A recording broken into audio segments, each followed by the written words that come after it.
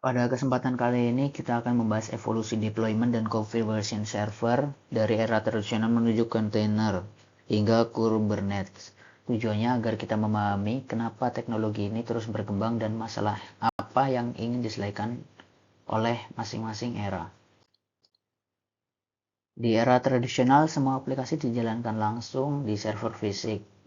Pengembang dan admin melakukan konfigurasi secara manual, install software satu persatu, sesuaikan konfigurasi, dan pastikan dependensi tidak bentrok. Masalah utama era ini adalah deployment memakan waktu lama. Setiap server belum tentu konsisten. Jika server rusak, pemulihan sangat lambat, skalabilitas sangat sulit karena harus menambah server fisik.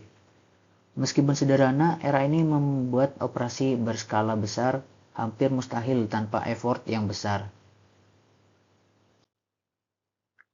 Untuk mengatasi masalah konfigurasi manual, muncullah konfigurasi manajemen tools seperti Ansible, Chef, dan Puppet. Di era ini, konfigurasi server mulai dilakukan secara otomatis menggunakan script YAML atau DSL. Dengan tools ini, kita bisa mengelola ratusan server dengan instruksi yang sama sehingga memastikan konsistensi konfigurasi. Deployment jadi lebih cepat, infrastruktur bersifat idempotent, berulang kali hasilnya tetap sama. Bisa melakukan versional konfigurasi menggunakan Git. Era ini adalah fondasi infrastruktur as code yang kita kenal saat ini.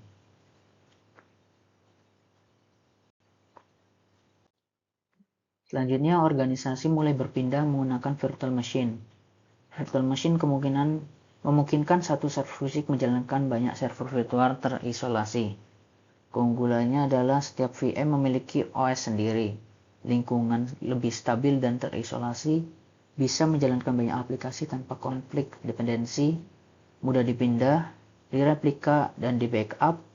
Namun, VM juga punya kelemahan, yaitu booting lama, boros resource karena setiap VM membawa kernel atau OS sendiri.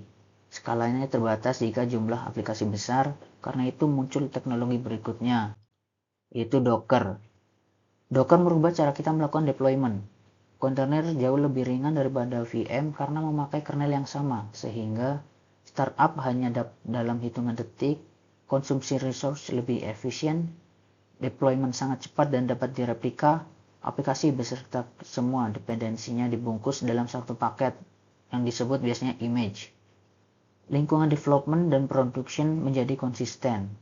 Era Docker ini membuat DevOps semakin mudah, scalable, dan juga cepat.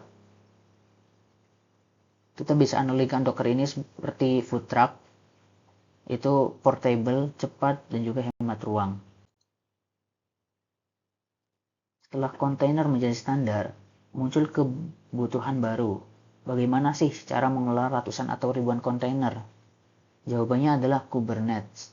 Kubernetes memberikan auto-scaling, load balancing otomatis, self-healing, rollout and rollback otomatis, multi-node cluster, deklaratif, tinggal definisikan desert state. Kubernetes bukan sekedar menjalankan kontainer, tapi juga mengatur seluruh orkestrasi aplikasi secara otomatis. Nah, dari penjelasan yang tadi, kita bisa simpulkan setiap era itu hadir untuk menyelesaikan masalah era sebelumnya. Industri terus bergerak dari manual, otomatis, terkontainer, dan terorkestrasi. Kubernetes kini menjadi standar industri modern masa depan, akan lebih otomatis, minim sentuhan manusia, dan fokus pada efisien infrastruktur. Dengan memahami evolusi ini, kita menjadi lebih siap menghadapi teknologi cloud modern.